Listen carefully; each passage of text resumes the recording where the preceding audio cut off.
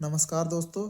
आज यह RRB NTPC 2025 के जीएस के तीसरा सेट है जो कि 16 मार्च दो तीन मतलब थर्ड शिफ्ट का पेपर है। तो चलिए डिस्कस करते हैं वन बाय वन। तो सबसे पहले क्वेश्चन हमारा है, निम्नलिखित में से कौन सा तबला वादक अंतर्राष्ट्रीय कलाकारों के साथ अपने सहयोग के लिए जाना जाता है। तो इसके ऑप्शन है एम सुब्रमण्यम, जाकिर हुसैन, हरिप्रसाद चौरसिया, सज्जाद हुसैन। तो इसका सही आंसर होगा, तो सही आंसर हमारा है जाकिर हुसैन। तो जाकिर हुसैन के बारे में देखेंगे। जाकिर हुसैन जो क्या है, ये ग्रैमी अवार्ड जीत चुके हैं। इनके पिता का नाम क्या था? उस्ताद अली रखा। उस्ताद अली रखा फादर, उस्ताद अली रखा, ये इनके पिता का नाम था। ये भी तबला वादक थे। तो और अन्य ऑप्शन देखेंगे, जैसे एम सुब्रमण्यम थे, ये वायलिनिस्ट थे। और हमारे हरिप्रसाद चौरसिया, ये फ्लूट वाद्य यंत्र बजाते थे। तो ये हमारा हो गया। और सज्जाद हुसैन मतलब कोई इंस्ट्रूमेंट नहीं बजाते थे, ये इस क्षेत्र से संबंधित नहीं है। अब बात करें हम ये तबले की। तबला क्या होता है? तबला दो तरह के मतलब वाद्य यंत्रों से मिलकर बना होता है। जैसे तबला क्या होता है, ये हो गया पहला, मतलब दो ड्रम ड्रम से मिलकर बना होता है। तो इसको कहते हैं राइट ड्रम, इसको लेफ्ट ड्रम। तो राइट ड्रम क्या होता है, इसको बोलते हैं दयाल, दयाल। और लेफ्ट वाले को क्या कहते हैं? बयान। अब राइट ड्रम और लेफ्ट ड्रम मिलकर मतलब बनाते हैं। तो अब ये बयान क्या होता है, ये दोनों मतलब ये जो होता है लकड़ी का होता है, मतलब वुड का होता है बयान। और दयाल क्या होता है, ये आयरन का होता है। तो इससे दो मतलब दो प्रकार के मिलके मतलब दो तरह से मिलके बना होता है जब से। तो ये हमारा हो गया तबला। अब नेक्स्ट क्वेश्चन की ओर बात करेंगे। क्वेश्चन नंबर 2 हमारा है, कुछ मामलों में संसद के दोनों सदनों की संयुक्त बैठक की प्रक्रिया का वर्णन कहाँ है। तो ये पूछ रहा है ज्वाइंट सीटिंग किस आर्टिकल में। तो ज्वाइंट सीटिंग हमारा आर्टिकल नंबर 108 में है, अनुच्छेद 108। तो ज्वाइंट सीटिंग की बात करें, ज्वाइंट सीटिंग क्या होता है, लोकसभा और राज्यसभा ये दोनों हमारे मिलके मतलब ज्वाइंट सीटिंग में भाग लेते हैं। अब ये कब आता है, जब कोई बिल जैसे होता है पास नहीं हो पाता।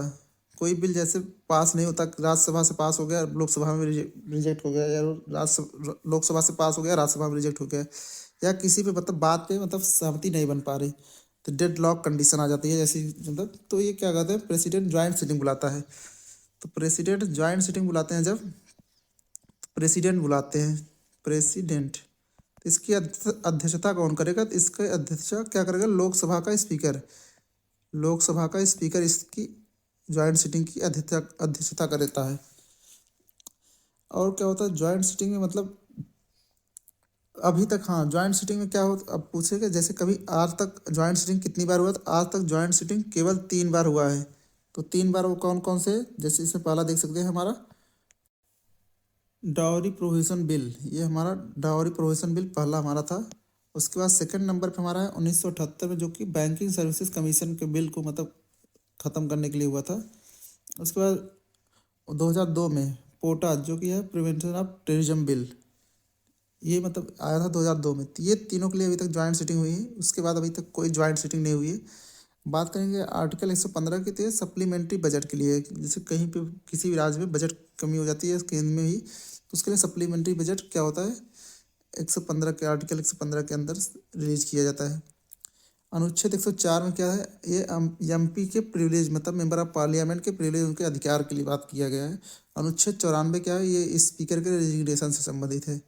तो ये हमारा क्वेश्चन नंबर 2 कंप्लीट होता है। अब क्वेश्चन नंबर 3 हमारा 2023-2024 में भारत में प्राकृतिक रबर उत्पादन में प्रथम स्थान किस राज्य का है। तो ये बात कर रहा है which state rank first in natural rubber production 2023-24।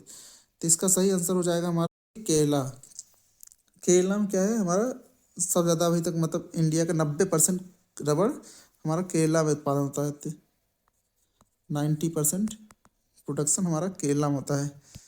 अब बात करें रबर के लिए, तो क्या चाहिए, रबर के मतलब 3 कंडीशन हो चाहिए वहाँ पे वह रबर वहीं हो सकता है जहाँ पे ये तीनों कंडीशन हमारी फॉलो होंगी। तो ये कौन कौन सी कंडीशन है, हाई टेम्परेचर होना चाहिए, पहला कंडीशन हो गया वहाँ। उसके बाद दूसरा क्या होना चाहिए, हाई रेनफॉल, मतलब बारिश भी हो उसका।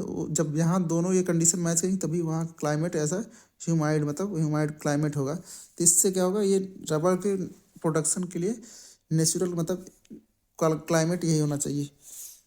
ये हो गया हमारा रबर का। और रबर बोर्ड का हेडक्वार्टर कहाँ है, तो रबर बोर्ड का हेडक्वार्टर है कोट्टायम। और रबर के साथ ऐसी जगहों क्या होता है, टी हो गया, कॉफ़ी हो गया, शुगर केन, ये सब भी होते हैं।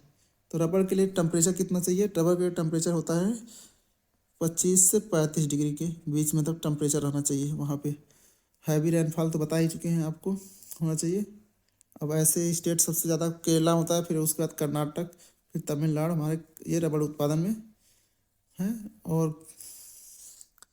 कोट्टायम, ये कोट्टायम आप बताइए कमेंट करके, कोट्टायम कहाँ पे है, तो कमेंट में आप बताइएगा ज़रूर। तो बढ़ते हैं नेक्स्ट क्वेश्चन की ओर। किस जिले में किसी जिले में सर्वोच्च न्यायिक प्राधिकरण कौन सा न्यायालय होता है, तो पूछ रहा है highest judicial authority in A district, मतलब डिस्ट्रिक्ट लेवल पे सबसे हाईएस्ट जुडिशियल। तो इसका सही आंसर जिला न्यायालय। जिला न्यायालय जिले में सबसे ऊपरी मतलब जुडिशियल अथॉरिटी होती है। बात करें सबसे ऊपर हमारा सुप्रीम कोर्ट होता है। सुप्रीम कोर्ट के बाद हमारा होता है हाई कोर्ट। हाई कोर्ट के बाद होता है हमारा डिस्ट्रिक्ट कोर्ट। डिस्ट्रिक्ट कोर्ट के बाद हमारा होता है सबऑर्डिनेट कोर्ट होता है, सबऑर्डिनेट कोर्ट। डिस्ट्रिक्ट कोर्ट की बात करें, डिस्ट्रिक्ट कोर्ट हमारा एक क्रिमिनल केसेस, क्रिमिनल प्लस ये सिविल दोनों केसेस हमारा देखता है। तो डिस्ट्रिक्ट कोर्ट हो गया हमारा।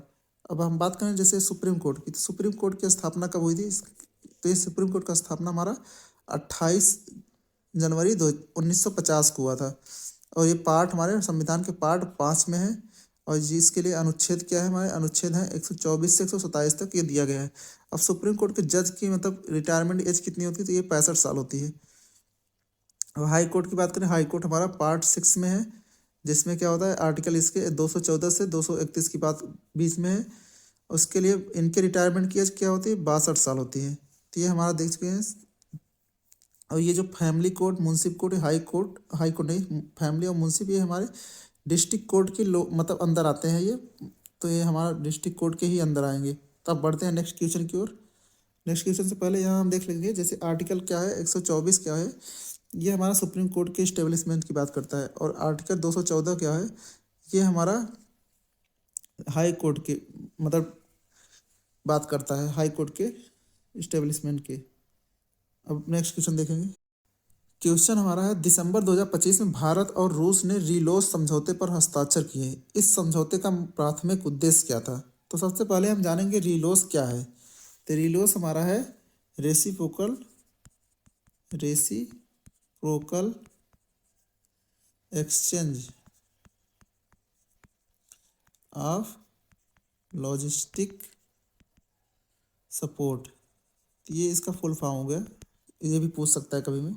तो ये रिलोस हो गया। रिलोस क्या करता है, मतलब ये रेसिप्रोकल एक्सचेंज ऑफ लॉजिस्टिक है। तो इससे क्या होता है, जैसे डिफेंस के टाइम पे मतलब डिफेंस जो इक्विपमेंट होते हैं हमारे, तो इसके एक्सचेंज की बात करता है। जैसे हमारे यहाँ से कोई फाइटर प्लेन उड़ा, अब वो दूर जा रहा है, तो ये रसिया में भी हम वहाँ से भी उसको फ्यूल सप्लाई दे सकते हैं। या तो रसिया को कोई फाइटर या प्लेन है तो उसको इंडिया से रिफ्यूलिंग मिल सकती है। तो इसका सही आंसर हो गया facilitating mutual military logistic support.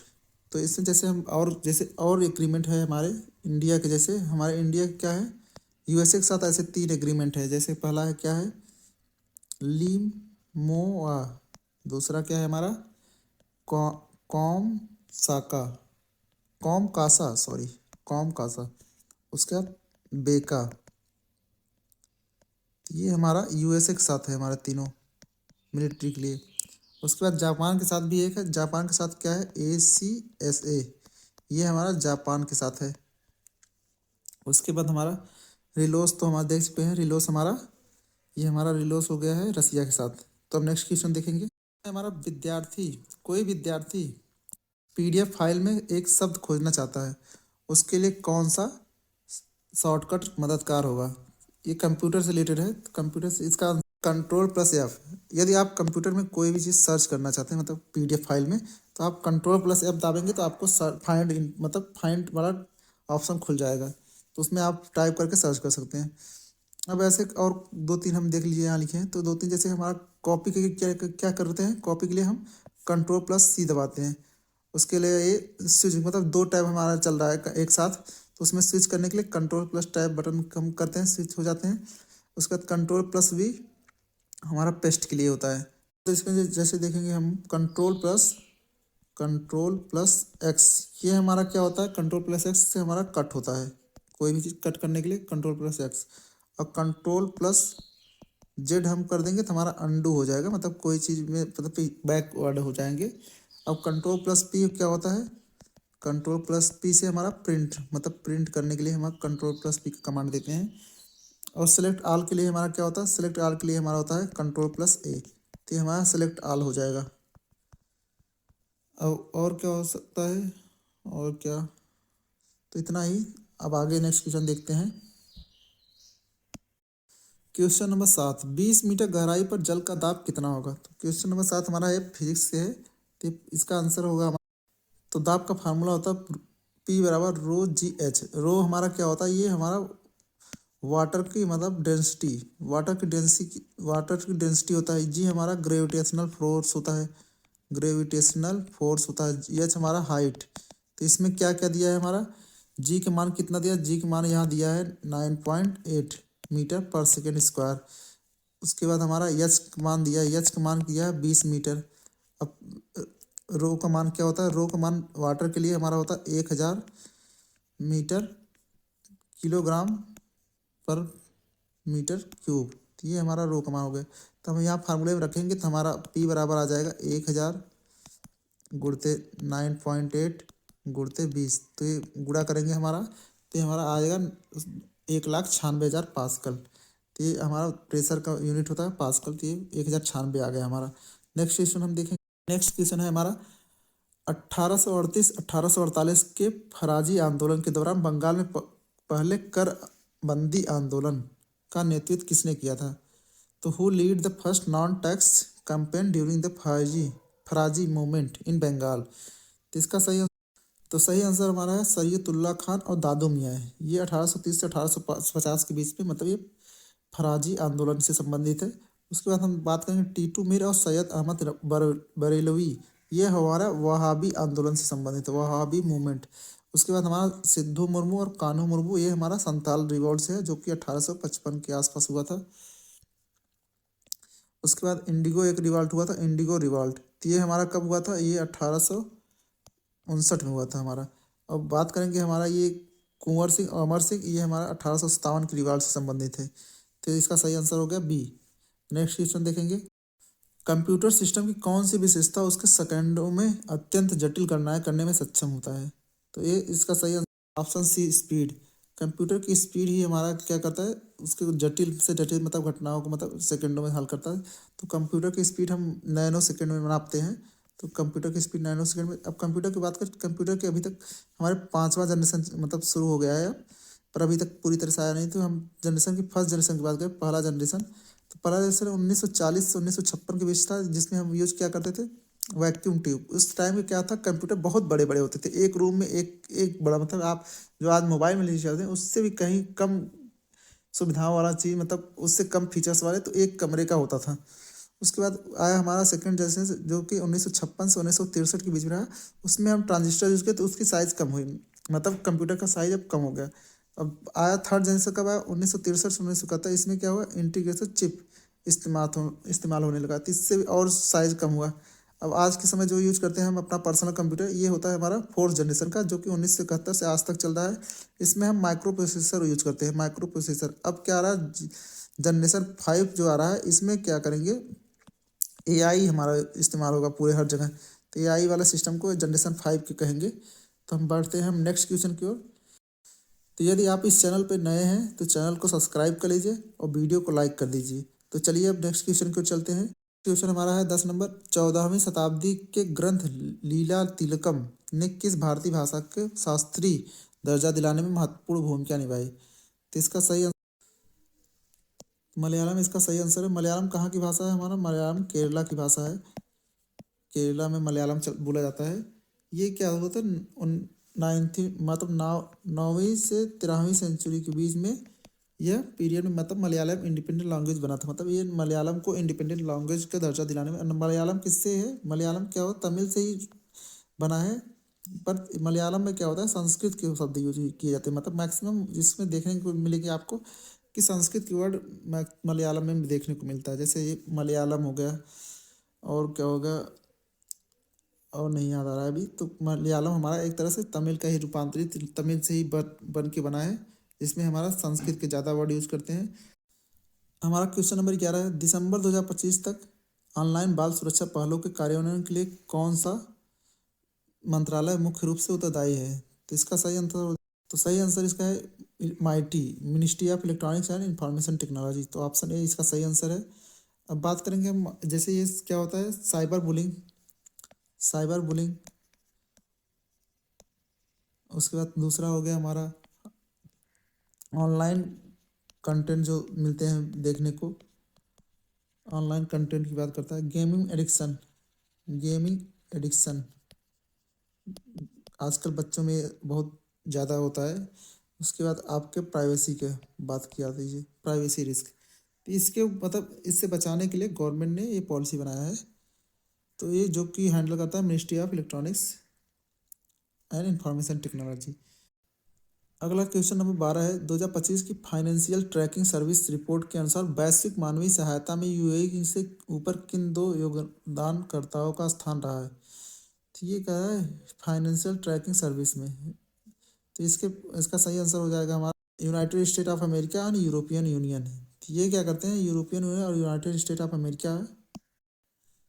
मतलब सबसे ज़्यादा मतलब ये मदद जो होता है ह्यूमैनिटेरियन एड, ये हमारा देख लीजिए ह्यूमैनिटेरियन एड क्या होता है। ये दो देश हमारा यूएसए और यूरोपियन। तो ये यूरोपियन यूनियन जो होता है ये सबसे ज़्यादा मतलब फर्स्ट मतलब ये एड प्रोवाइड किए हैं। जैसे वार के समय, युद्ध के समय हो गया, अर्थक्वेक के समय हो गया, फ्लड के समय, पेंडेमिक के लिए, फेमाइन के समय, ये सब मतलब बहुत ज़्यादा एड प्रोवाइड करते हैं। क्वेश्चन नंबर 13 है, उच्चतम न्यायालय को न्यायिक समीक्षा का अधिकार किस अनुच्छेद के तहत प्राप्त हुआ है। इसका सही आंसर हो जाएगा इसके आंसर। तो अनुच्छेद 32 के अंदर क्या है कि हाई कोर्ट हमारा ये जुडिशियल रिव्यू कर सकता है।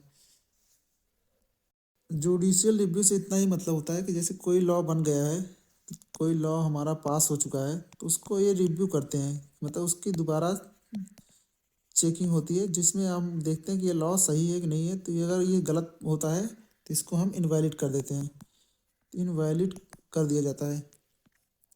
तो यही होता है जुडिशियल रिव्यू, जो कि अनुच्छेद 32 के तहत हाई कोर्ट को भी है, जिसमें आप देख सकते हैं सुप्रीम कोर्ट के पास तो है ही। तो ये इसीलिए आर्टिकल 32 को डॉक्टर बी आर अम्बेडकर ने क्या कहा था, heart and soul of constitution, ये डॉक्टर अम्बेडकर ने कहा था।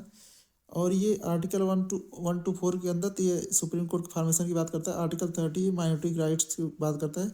और अनुच्छेद 72 जो आर्टिकल 72, तो ये प्रेसिडेंट पार्डन पावर, मतलब प्रेसिडेंट की क्षमादान की शक्ति की बात करता है। 72 में क्या करता है, प्रेसिडेंट के क्षमादान की शक्ति है, क्षमादान की शक्ति।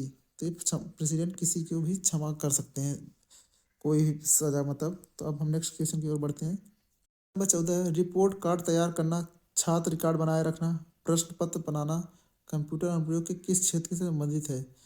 तो ये किस चीज़ से, एजुकेशनल एडमिनिस्ट्रेशन से संबंधित है। एजुकेशनल एडमिनिस्ट्रेशन, इसमें क्या होता है हमारा कि जैसे बच्चों का क्या होता है, रिपोर्ट कार्ड होता है। जैसे रिपोर्ट कार्ड यहाँ दिया है, रिपोर्ट कार्ड हो गया। और क्या हुआ, मेंटेनिंग स्टूडेंट रिकॉर्ड, उसके बाद क्रिएटिंग क्वेश्चन पेपर, उसके बाद और तरह के जो भी काम होते हैं, ये हमारा कंप्यूटर से काम रिलेटेड है। और इसका अब और दूसरे कंप्यूटर को कहाँ यूज होता है, हमारा हमारा होता है ये रेलवे में यूज होता है। कभी कोई आता है रेलवे में क्या क्या यूज होता है, तो रेलवे में होता है। और हमारा कहाँ होता है, पोस्ट ऑफिस में होता है। उसके बाद हमारा और बैंकिंग सेक्टर, ये सब हमारे मतलब कुछ एग्जाम्पल हैं जो एग्जाम में पूछ लिए जाते हैं।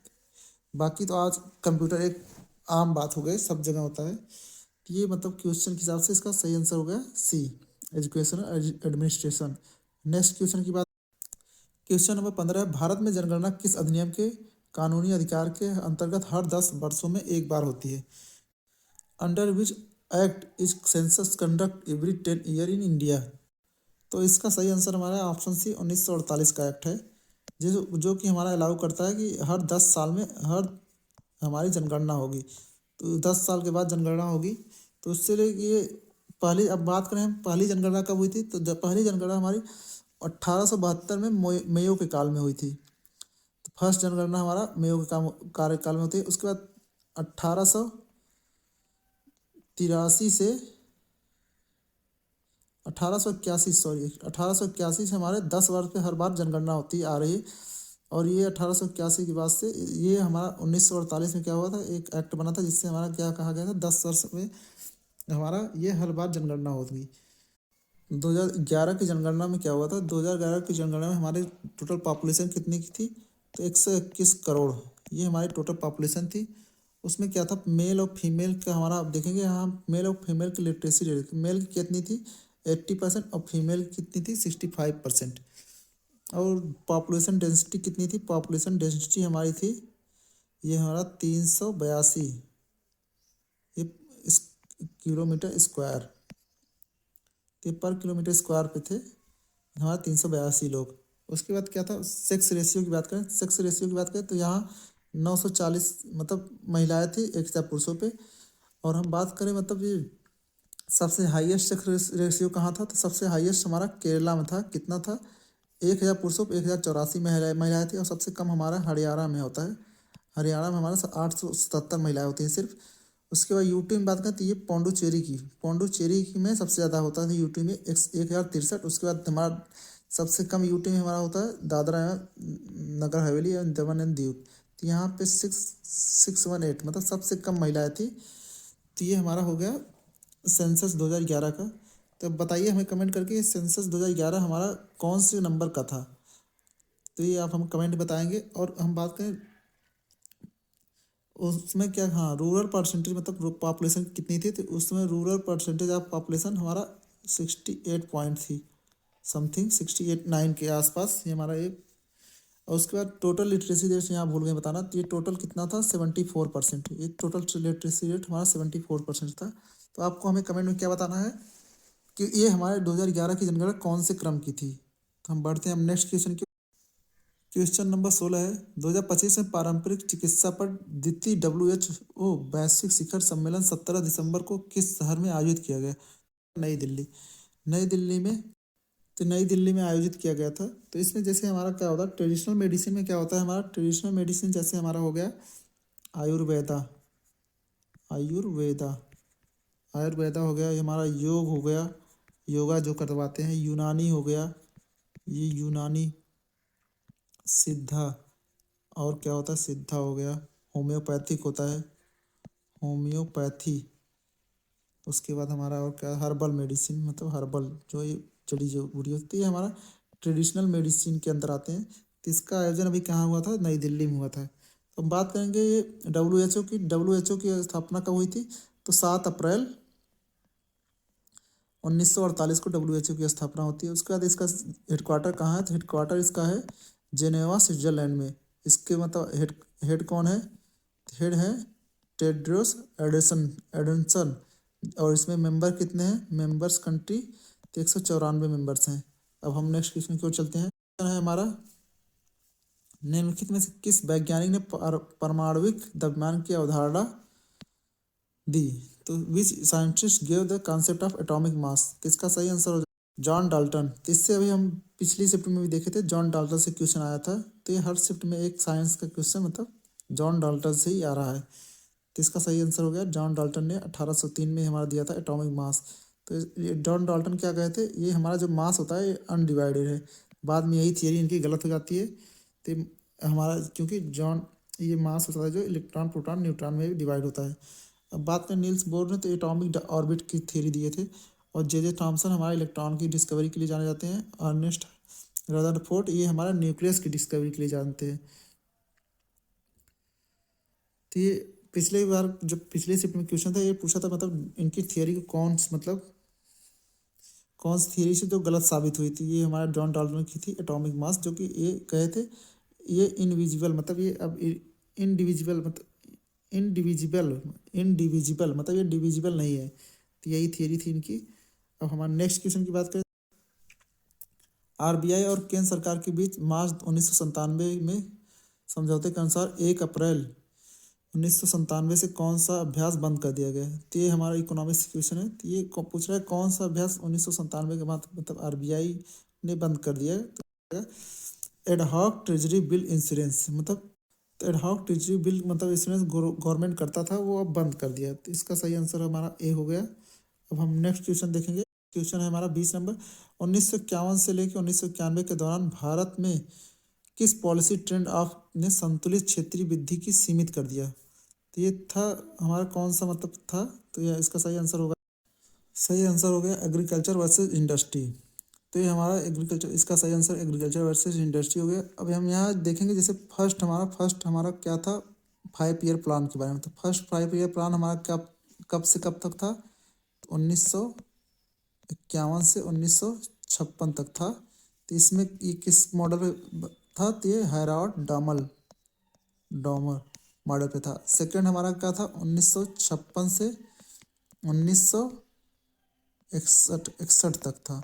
ये किस पे था? पीसी महानवोदित मॉडल। तो अब हमारा थर्ड 5 ईयर प्लान था, ये हमें आप कमेंट में बताइए किस पे था। उसके बाद दो हमारा प्लान हॉलीडे आता है, जैसे एक मतलब कब आता है 1966 से 69 तक, मतलब इसमें प्लान हॉलीडे बोला जाता है। एक होता है रोलिंग प्लान, तो ये कब आता है 1978 से 1980 के बीच में। उसके बाद इन सबको ख़त्म करके 2015 में नीति आयोग बनाया जाता है 1 जनवरी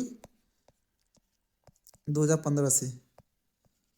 तो हमारा नीति आयोग आ जाता है, जो कि हमारा ये मतलब 5 ईयर प्लान को ख़त्म कर देता है। उसके बाद हम बात करेंगे जैसे ये 1951 का जो मतलब ये फर्स्ट हैराल्ड डॉमर, ये किस पे मतलब इसका जोर था? तो पहले क्या था? एग्रीकल्चर पे था। सेकंड वाले क्या था? Agriculture plus industry. उसका थर्ड वाले का भी एग्रीकल्चर प्लस इंडस्ट्री था, प्लस इसके साथ और भी क्षेत्र को मतलब विकसित करना। तो ये हमारा 5 ईयर प्लान था। मैक्सिमम आपको 1 to 3 से पूछेगा और ये पूछ लेता है प्लान हॉलीडे का कब से कब था और रोलिंग प्लान कब से कब था। उसके बाद अब खत्म होकर ये आ गया है नीति आयोग 2015 में। अब हम नेक्स्ट क्वेश्चन देखेंगे। नेक्स्ट क्वेश्चन है हमारा प्रयाग प्रशस्ति के अनुसार समुद्रगुप्त की तुलना धन से संबंधित किस देवता से की जाती है? तो इसका कुबेर। तो ये हमारे होते हैं कुबेर, हमारे धन के देवता होते हैं। आज भी हम इनको मानते हैं, कुबेर हमारे धन के देवता हैं। उसके बाद अब दूसरे हम जैसे वरुण को देखें तो वरुण हमारे क्या है? वाटर गॉड है। और इंद्र क्या है? रेन एंड थंडर के, मतलब जो गरजते हैं बादल, बारिश होती है, ये इंद्र को कहते हैं। उसके बाद हमारे डेथ को यम, तो यमराज से आज भी यम को कहते हैं। तो ये हमारा इसका सही आंसर होता है option A Kuber. Cheriyal scroll painting Bharat के किस राज्य से संबंधित है? तो इसका सही तेलंगाना से संबंधित है। अब हम बात करेंगे मैसूर पेंटिंग की। तो मैसूर पेंटिंग हमारा कर्नाटका से संबंधित है। तंजावुर पेंटिंग तमिलनाडु से। और कलमकारी पेंटिंग हमारा आंध्र प्रदेश से। ये हमारा 2-3 पेंटिंग और थे। तो हम नेक्स्ट क्वेश्चन की ओर बढ़ते हैं। Question number 23। लोकसभा राज्य विधानसभा के प्रत्येक आम चुनाव से पहले राष्ट्रपति किससे परामर्श करने के बाद क्षेत्रीय आयुक्तों की नियुक्ति करते हैं? तो इसका सही आंसर हो जाएगा हमारा निर्वाचन इलेक्शन कमीशन से। इलेक्शन कमीशन हमारा आर्टिकल 324 में आता है, और जिसको जो कि पार्ट 15 में आता है। उसके बाद ये हमारा इलेक्शन कमीशन का हमारा कब स्थापना हुई थी? तो ये 25 जनवरी 1950 को इलेक्शन कमीशन की स्थापना हुई। इसके पहले अध्यक्ष कौन थे? इसके पहले अध्यक्ष सुकुमार सेन थे। और इसके पहली महिला अध्यक्ष वीएस रामा देवी थी, जो कि पहली महिला चीफ इलेक्शन कमीशन थी। चीफ इलेक्शन कमीशन में क्या होता है? चीफ इलेक्शन कमीशन एक होता है, उसके बाद 2 इसके इलेक्शन कमीशन होते हैं। इसमें टोटल 3 मेंबर होते हैं, जिसमें कि मतलब आयु कितनी है? मैक्सिमम आयु 65 साल। इनका कार्यकाल कितने होता है? 6 वर्षों का होता है। तो हम नेक्स्ट क्वेश्चन देखेंगे। निम्नलिखित में से किस राज्य में बोरो कचारी द्वारा अप्रैल महीने में बैसागु उत्सव मनाया गया? तो इसका सही आंसर असम में हमारा अभी मतलब ये मनाया जाता है फेस्टिवल, बैसागु फेस्टिवल। तो ये असम में मनाया जाता है। अब हम कुछ और देखेंगे। बैसागु बैसागु फेस्टिवल क्या होता है? ये हमारा न्यू ईयर क्रॉप्स से होता है, न्यू ईयर क्रॉप्स से जैसे संबंधित है। तो और क्या होता है? बैसाखी होता है, बिहू होता है, पोइला बैसाख होता है। ये सब हमारे न्यू ईयर से संबंधित है। और बात करें हम कर्नाटका में, तो कर्नाटका में उगाड़ी फेस्टिवल मनाया जाता है। और बिहार में जैसे होता है छठ पूजा। तो ये कुछ फेस्टिवल में फेमस है। उड़ीसा में से क्या होता है? जैसे फेमस है क्या? रथ यात्रा, नुआखाई, डोला पूर्णिमा। तो ये सब उड़ीसा में मनाया जाता है। तो ये सब कुछ पॉइंट है और ये भी याद रखिएगा। और क्या हो सकता है असम से, तो आगे देखेंगे कभी। फिर हम नेक्स्ट क्वेश्चन की बात। 25 नंबर, कानपुर में 1857 के विद्रोह के दौरान नाना साहब की सेना का नेतृत्व करने में एक महत्वपूर्ण सैन्य भूमिका किसने निभाई थी? तो ये 1857 की क्रांति से क्वेश्चन है। तो इसका तात्या टोपे। तात्या टोपे क्या था उस समय, मतलब ये मिलिट्री सपोर्ट, मतलब मिलिट्री के लिए, मतलब ये मिलिट्री को लीड कर रहे थे। तात्या टोपे हमारा मिलिट्री को लीड कर रहे थे। उसके बाद हम कहाँ बात करेंगे, जैसे ये उसके बाद दिल्ली में क्या था, बहादुर शाह थे जो दिल्ली से मतलब ये आंदोलन की शुरुआत करते हैं 1857 की क्रांति का। उसके बाद 1857 की क्रांति की, जैसे रानी लक्ष्मीबाई की एक फेमस, मतलब आपको जानते ही होंगे, ये झांसी की थी। तो ये झांसी में शुरुआत की थी। उसके बाद नाना साहब ये कानपुर के थे, तो ये कानपुर में नाना साहब थे। अब ये हमारा बाजीराव, बाजीराव ये तो हमारा मराठा से संबंधित है। ये 1857 क्रांति से नहीं है। ये अजीमुल्ला, ये भी 1857 क्रांति से नहीं संबंधित है। इसका सही आंसर हो गया तात्या टोपे, ऑप्शन डी। इसे पदार्थ की किस अवस्था के कारण एक दूसरे से दूर होते हैं, मतलब कण एक दूसरे से दूर और तेजी से यादृच्छिक गति करते हैं? ठीक, कौन सी अवस्था होती है पदार्थ में जो मतलब पार्टिकल एक दूसरे से मतलब दूर भागते हैं? तो ये हमारा गैसीय, तो गैसीय अवस्था इसका सही आंसर हो गया। इसमें क्या होता है, गैसीय अवस्था में हमारे जो पार्टिकल होते हैं ये किसी भी मतलब इधर से उधर फ्रीली मूव करते हैं। तो ये हमारा इसका सही आंसर। ये प्लाज्मा फिफ्थ स्टेट है, हमारे फिफ्थ स्टेट ऑफ मैटर है। लिक्विड स्टेट होता है, सॉलिड होता है। तो साउंड की स्पीड सबसे ज़्यादा किस में होती है हमारा, तो ये सॉलिड में होती है सबसे फास्ट। उसके बाद लिक्विड हमारा, जैसे हमारा पृथ्वी से भूकंप आने के बाद तरंगे जो आती है, तो ये सॉलिड, लिक्विड और गैस, तीनों में कौन सी तरंग हमारी प्रवेश कर जाती है? तो ये हमें आप कमेंट में बताइए। तो हमने आपसे 2 सवाल पूछे हैं, आप हमें कमेंट में बताइएगा। हम नेक्स्ट क्वेश्चन में चल रहे हैं। हमारा 27 नंबर, सरोजिनी नायडू ने 1905 में प्रकाशित कविता द गोल्डन थ्रेशोल्ड का परिचय निबंध किसने लिखा है? तो इसका सही आर्थर सिमंस, इससे आर्थर सिमंस ने लिखा है। तो सरोजिनी नायडू जो है ये यूपी की फर्स्ट गवर्नर थी। ये हम याद रखिएगा, यूपी की पहली महिला, क्या भारत की पहली महिला गवर्नर सरोजिनी नायडू थी। अब हम नेक्स्ट क्वेश्चन की बात। क्वेश्चन 28 नंबर है, एकल संकर क्रॉस मोनो हाइब्रिड क्रॉस की अप टू पीढ़ी सामान्य तक किस लक्षण प्रारूपी अनुपात को दर्शाती? तो इसका सही आंसर हो जाएगा रेशियो 1। तो ये 3:1 में दर्शाती हैं। अब बात करें कि ये हमारा फादर ऑफ जेनेटिक किसको कहा जाता है? George Gregor Mendel, George Gregor Mendel को हम फादर ऑफ जेनेटिक कहते हैं। तो ये कैसे किए थे? ये पी प्लांट से, मतलब मटर के पौधे से हमारा ये मतलब जेनेटिक की मतलब परिभाषा दिए थे। मटर मटर के प्लांट से रिसर्च किए थे। तो अब हम नेक्स्ट क्वेश्चन देखिए। नंबर, समुद्रगुप्त की विजयों का वर्णन करने वाले प्रयाग प्रशस्ति इलाहाबाद स्तंभ लेख की रचना किसने की थी? तो इसका सही आंसर होगा, इसका सही आंसर है हमारा हरिशेड। तो हरिशेड क्या थे, प्रकार इसके मतलब इस डिस्क्राइब किए थे। तो हम देखेंगे जैसे गुप्ता पीरियड का समय की बात है। गुप्ता पीरियड को हम क्या कहते थे? Golden age. तो golden of India Gupta period को जाना जाता है। इसमें क्या, उसमें क्या था, साइंस बहुत ज़्यादा डेवलपमेंट किया था, मैथमेटिक्स भी डेवलपमेंट, आर्ट लिटरेचर भी बहुत ज़्यादा काम हुआ था और इसीलिए ये हाई लेवल पहुंचा था। इसमें क्या, इसके रूलर, उसमें रूलर कौन थे? इस समय रूलर जैसे चंद्रगुप्त फर्स्ट, समुद्रगुप्त, उसके बाद चंद्रगुप्त थी। तो सबसे ये सब बहुत फेमस थे। तो समुद्रगुप्त की बात यहाँ, गुप्त की बात करें तो समुद्रगुप्त गुप्ता राजवंश से मतलब सबसे पावरफुल रूलर में से एक था। यह मिलिट्री एक्सपेंशन किया था, अपने मिलिट्री को मतलब नॉर्थ इंडिया, साउथ इंडिया से मतलब पूरे इंडिया में मतलब फैला दिया था। और इसका वर्णन कहाँ मिलता है हमें? प्रयाग प्रशस्ति में। तो यही हमें प्रयाग प्रशस्ति में देखने को मिलता है। यह इलाहाबाद पिलर पर लिखा है, मतलब इलाहाबाद में है, इलाहाबाद पिलर के नाम से भी जाना जाता है। इस इंस्क्रिप्शन में क्या क्या कहते हैं, हरिसेन मतलब समुद्रगुप्त की मतलब पोएट था, वही इस पे जाके मतलब लिखता है। क्वेश्चन नंबर 30 के अनुसार 2025 में सर्वोच्च न्यायालय के निर्णय के अनुसार राज्यपाल राज्य विधानमंडल द्वारा पारित विधेयक पर निम्नलिखित किसका प्रयोग नहीं कर सकता? तो इसका सही आंसर हो जाएगा वीटो। तो ये मतलब 2025 में संशोधन किया गया। इसमें क्या कहा गया, मतलब पॉकेट वीटो का प्रयोग नहीं कर सकता है। यदि राज्यपाल को मतलब कोई भी दिक्कत है तो मतलब फिर से रिटर्न करके मतलब रिटर्न कर सकते हैं, पर अपने पास मतलब रख के, मतलब जैसे प्रेसिडेंट पॉकेट वीटो का प्रयोग करता है वो नहीं कर सकते राज्यपाल। तो इसका सही आंसर बी हो गया। क्वेश्चन नंबर 31, निम्नलिखित में कौन सा महाद्वीप भूमध्य रेखा पर स्थित नहीं है? तो ये भूमध्य रेखा पर कौन सा नहीं स्थित है? तो ये हम देखेंगे, जैसे हमारा क्या होगा ये, मतलब वर्ल्ड मतलब विश्व हो गया, मतलब पृथ्वी हो गई, तो ये इक्वेटर हो गया हमारा। और ये हमारा भूमध्य रेखा, इसी इक्वेटर को कहते हैं। तो इसके मतलब भूमध्य रेखा पे स्थित नहीं है, तो क्या कहते हैं, यहाँ अफ्रीका है, यहाँ एशिया है, एशिया की द्वीपों वाला देश है इंडोनेशिया। ये यूरोप हो गया हमारा, ये अमेरिका हो गया। तो ये हमारा पूछ रहा है, ये अब नॉर्थ अमेरिका भी नहीं आता, नहीं नॉर्थ अमेरिका, हाँ शायद देखना पड़ेगा, पर अभी यहाँ ऑप्शन से साउथ अमेरिका, तो मतलब साउथ अमेरिका इक्वेटर से स्थित है।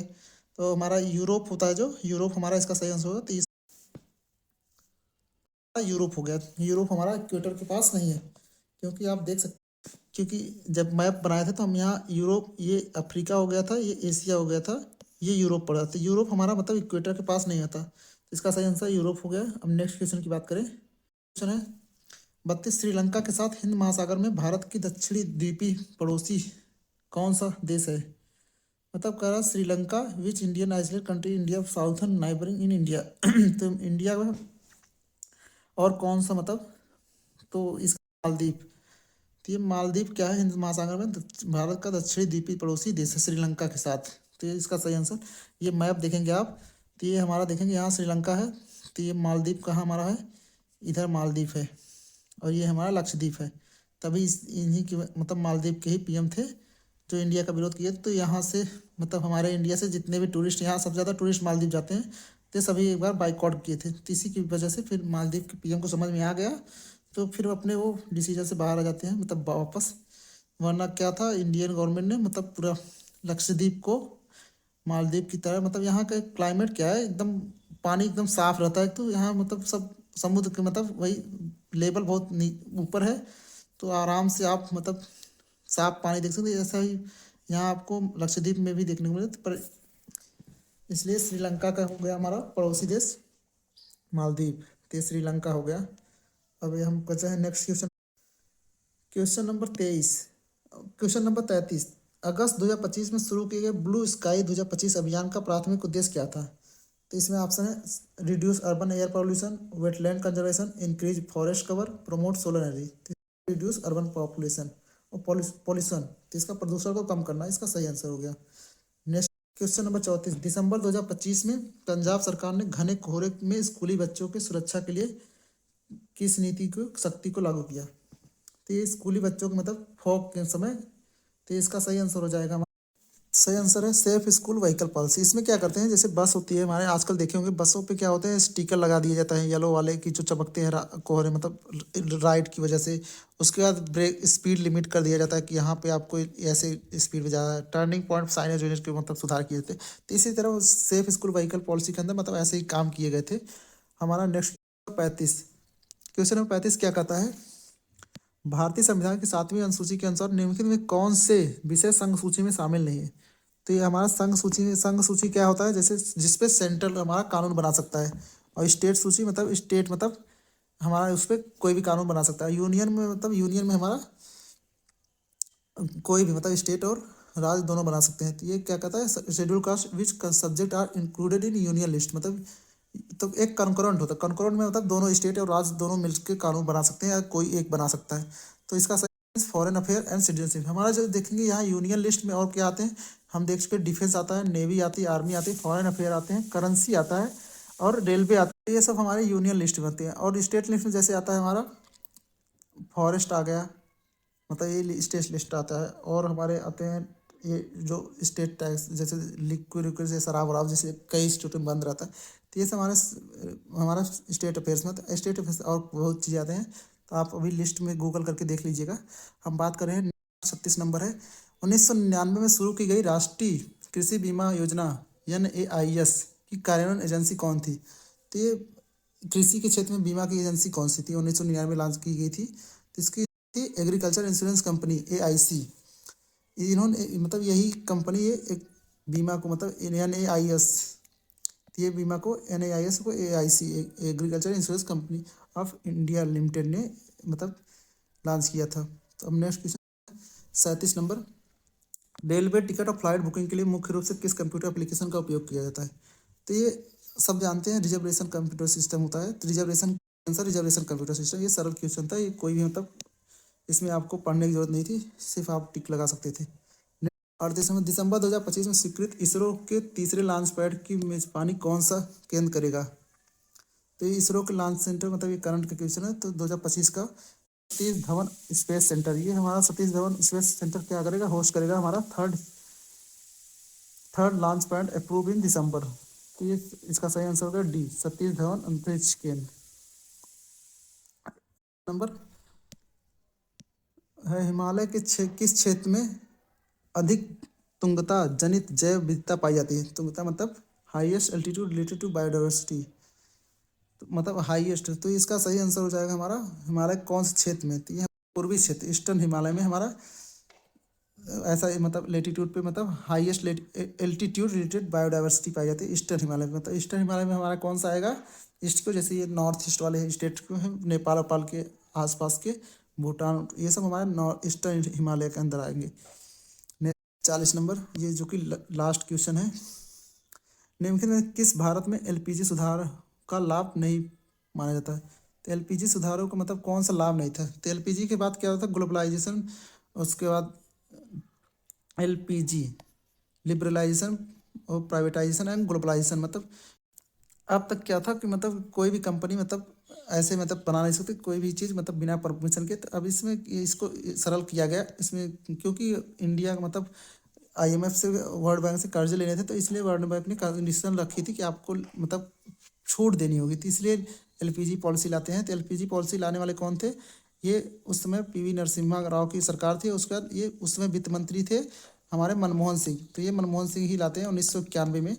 तो ये उसके बाद पूछ रहा है उसमें मतलब कंसिडर बेनिफिट, मतलब उसके बेनिफिट क्या थे? तो एडॉप्शन ऑफ एडवांस टेक्नोलॉजी, तो ये तो था benefit. Increase in trade restriction, ये तो रिस्ट्रिक्शन खत्म करने की बात की, तो ये वाला ऑप्शन नहीं होगा। एक्सपेंशन ऑफ प्राइवेट सेक्टर, ये प्राइवेट सेक्टर की बात को। इंक्रीज इन इंटरनेशनल पार्टनरशिप, ये इंटरनेशनल कंपनियां भी आ सकती थी। तो ये हमारा सही आंसर इसका क्या होगा? बी। हाँ, इंक्रीज इन ट्रेड रिस्ट्रिक्शन, मतलब रिस्ट्रिक्शन ऐसा कोई नहीं था, तो यही सही आंसर है। अब क्वेश्चन खत्म हो गया, सॉरी। अब अगर आपको ये वीडियो अच्छा लगा हो तो वीडियो को लाइक कर दिए और चैनल को सब्सक्राइब कर लीजिए। और तो आप हमें कमेंट में बता सकते हैं, कमेंट कर सकते हैं किसी भी तरह के सवाल हो। और यह वीडियो में आपको कहीं भी कुछ भी सुझाव देना हो तो आप हमें सुझाव दे सकते हैं, हम उसे इम्प्रूव करेंगे। और अगर कहीं गलती हो तो आप हमें कमेंट में ज़रूर करें, क्योंकि इससे हमें सुधार करने में मदद मिलेगी। तो मिलते